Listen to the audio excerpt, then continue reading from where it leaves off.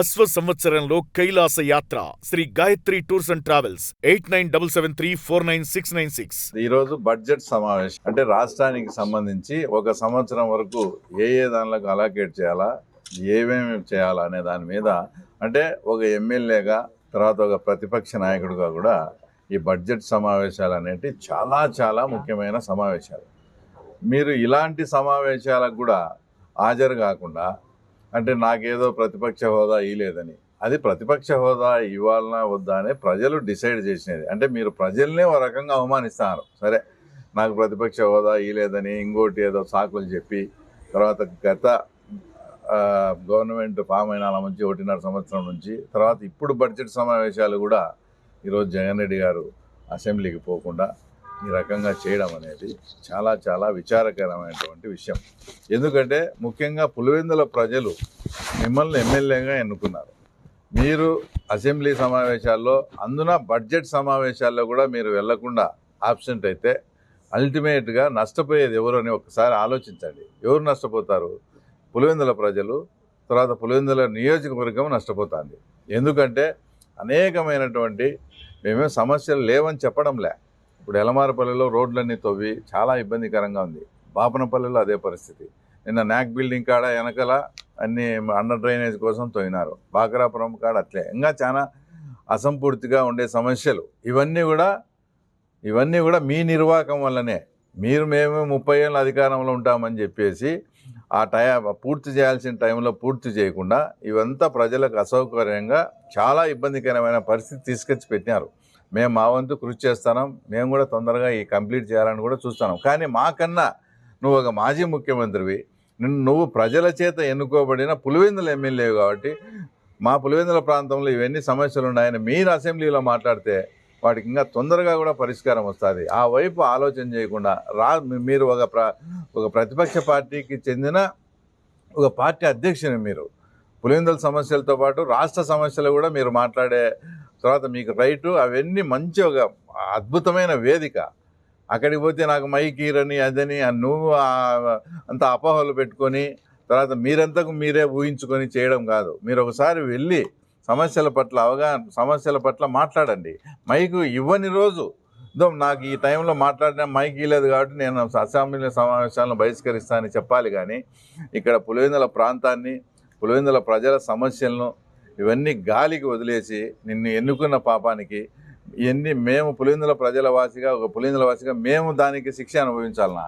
కాబట్టి ఇప్పటికైనా మీరు బుద్ధి మార్చుకొని తప్పకుండా మీరు అసెంబ్లీకి పోయి జిల్లాకు సంబంధించినవి, ముఖ్యంగా పులివెందులకు సంబంధించినవి ఇందాక నేను అవన్నీ చెప్పినా, మేము కూడా మా ముఖ్యమంత్రి గారితో మాట్లాడి తొందరగా నిధులు తెచ్చి కంప్లీట్ చేస్తాం. మాకు తోడుగా మీరు కూడా అసెంబ్లీలో ఇవన్నీ ప్రస్తావిస్తే మన పులివెందుల సమస్యలు తొందరగా తీరుతాయని జగన్మోహన్ రెడ్డి గారికి తర్వాత రిక్వెస్ట్ అనుకో, సూచన అనుకో, అడగడం అనుకో, ఏమన్నా కానీ ఆ రకంగా మీరు చేయాలని ఆశిస్తూ, ఈయన చూస్తే అసెంబ్లీకి పోకుండా ఉన్నాడు. ఇంకొక ఆయన పార్లమెంటుకు పంపిస్తే ఇంతమంది ప్రజలు మూడోసారి పార్లమెంటుకు పంపిస్తే ఆయన పార్లమెంట్లో మాట్లాడిన క్వశ్చన్ విధానము నాకు తెలిసి ఇక్కడ మన ప్రథమ పౌరుడు ఒకటి సీఫ్ ఫామ్ పెట్టాడు. ఆ సీఫ్ ఫామ్లో నాకు రేట్లు గిట్టుబాటు కాలేదు, దీనికన్నా నాటుకోడి ధరలే బాగున్నాయని ఆయన ఏమో చెప్పినట్టుంది. ఈయన పోయి పార్లమెంటులో నాటుకోడి, ఈయన చూసి అసెంబ్లీకి పోడు, ఈయన పార్లమెంటుకు పంపించి ఆడ పోయి నాటుకోడి ధర. అసలు ఎంపీ గారిని ఒకటే అడుగుతున్నా, నాటుకోళ్ళు అనేది పెంపకం అనేది 80 to 90% రైతులు చేస్తారు. మిగతా 5-10% ఏమైనా ఫామ్స్ పెట్టుకొని అది కూడా రైతులే చేస్తారు. నాటుకోడి ధరలు పెరిగినందువలన ఏమైనా రైతులకే కదా లాభం?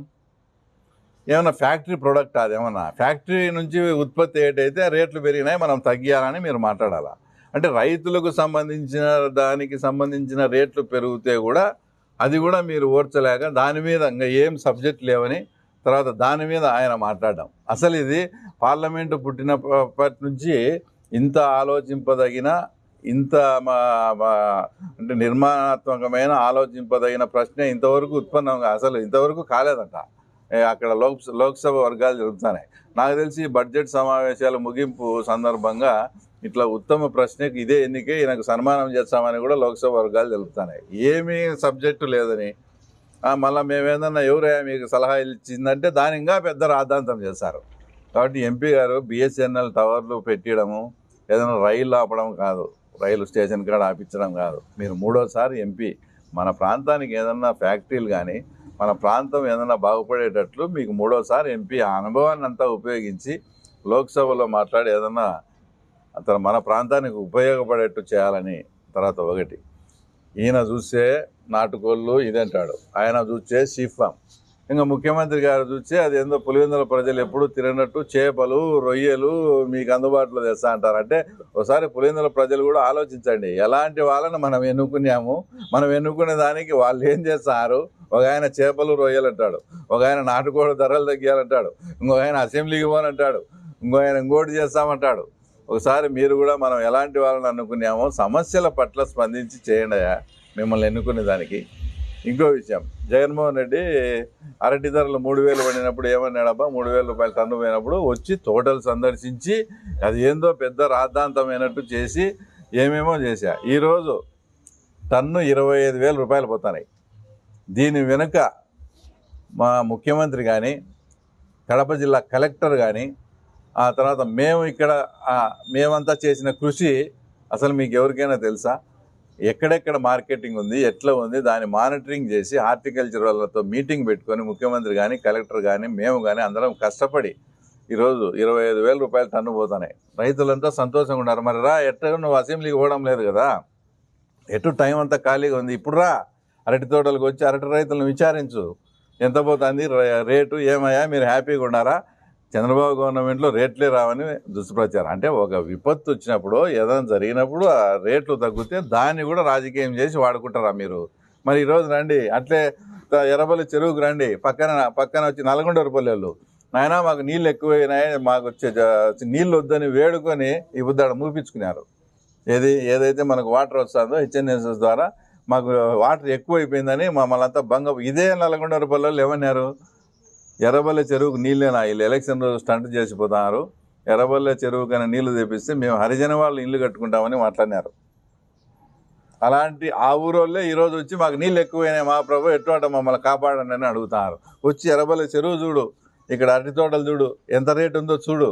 ఇట్లాంటి వాటిని కూడా అంటే మీరు రాజకీయంగా వాడుకోవద్దని అందరికీ చెప్తూ, ఏదేమైనా రైతులకు అంతా బాగుంది.